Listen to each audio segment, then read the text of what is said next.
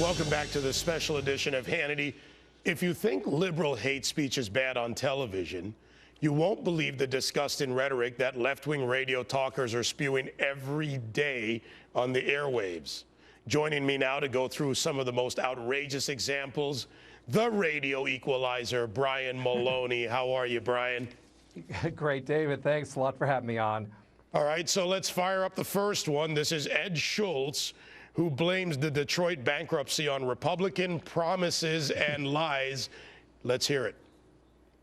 Republican promises and lies were at the core of the destruction of Detroit. I mean, you have to admit that outsourcing and laying money offshore and not paying taxes, that's a Republican thing. So no Republican governance at all in that city since 1961. One Republican councilman, same congressman, John Dingell, for 57 years since he was 29. Tax and spend policies, city pensions, benefits handed out, the largest chunk, and it's all the Republicans. Really? That's an old progressive trick, which is essentially to blame the federal government or Reagan or some long-lost Republican administration for what's happening locally, as though local leaders have no responsibility. They've done that in other places, not just Detroit, but, you know, talk to people in Oakland. Do they blame who they've elected in Oakland? No. They blame someone else, somewhere else. Republicans are an easy target. All right, let's go because, and I've jokingly said it, you know, Liz Cheney, the daughter of Vice President Cheney, she's now getting attacked. And this is also one of the other haters out there, Mike Malloy. The vampire's daughter has decided to run for office. She's a vampire, too, of course. I'm talking about Liz Cheney. God, that woman is scary, isn't she? You think Dick Cheney got excited from acts of mass murder? Wait till Liz Cheney has a chance to exercise the same prerogatives. Thumbs up, thumbs down, let them eat cake. All right, let's face it. Is this guy even in reality? I mean, more people have just heard what he said than listened to him. But it's the hate that we have to highlight. Well, that's it. And, you know, I mean, this in particular, they have a real obsession with the Cheneys. And, you know, so much for progressive tolerance and diversity because they're not very what happens when tolerant, are they? Yeah. It's selective. She's a Republican, so then none of those labels apply. Suddenly, she's got to be evil. Well, I'll even go further. It's because you don't agree with them because they'll eat their own when necessary. Seems to be the progressive thing. Here's, well, Mike Malloy again because, well, you know what? I just have to play this because I have a point to make on this one. If you spend much time I don't know what to say about Obama and his little love affair with the Bush family. I think it's a fact that Barbara Bush does not like Negroes. Really? You know, here's the sad part. I was part of the literacy program when Barbara Bush and Rudy Tomjanovich, then the Houston Rockets coach, his wife Sophie, were part of this whole, and I was a spokesman who was out there for them. So apparently the Barbara Bush folks and Barbara Bush had no problem with this Negro.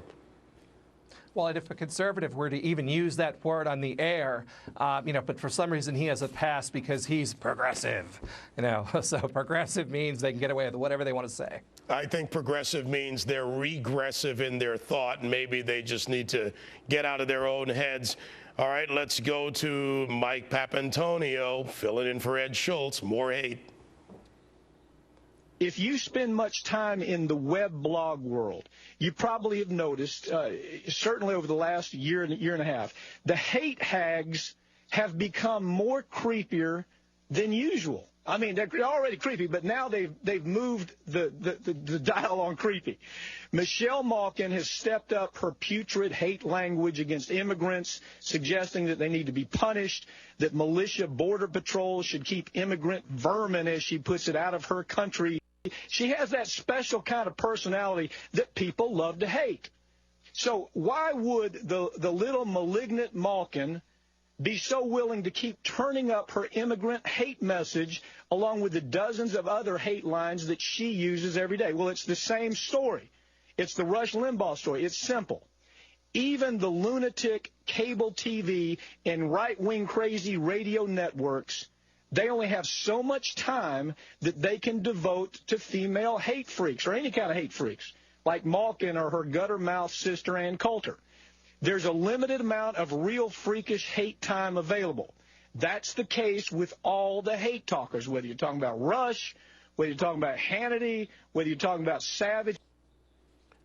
And there you have it, more hate. He spent more time spewing hate than actually proving it. And here's the thing.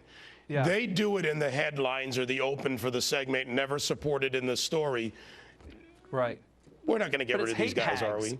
You know, I mean, the real war on women's coming from the left. Obviously, when they want to attack a woman, it's okay for them to do so because what? Because she's conservative. So this war on women and tarring the right with this, when clearly, I mean, they could say whatever nasty thing they want. They don't really believe what they stand for, do they? Well, even if they believe it, here's my take. Can they prove it? They can never prove anything, Brian, and this is the problem. Yeah. It's regressive. It's not progressive. Frankly, progressive's not a bad word, is it? It's progress. These guys, these men and women, they're the opposite. They're regressives, and that's what it comes down to. Finish up. Yeah, I mean, you know, how do you prove, though, hate hags? I mean, that's just, you're just sliming people. And the fact is, Papantonio, even if you've never heard of the guy, he's on MSNBC. He's associated with all these left-wing figures. He's a major trial lawyer in Florida. This guy but gets he's a around, minor radio player, and he's a major player in the hate world. So we'll take it for what it is. It's about hate, not about facts.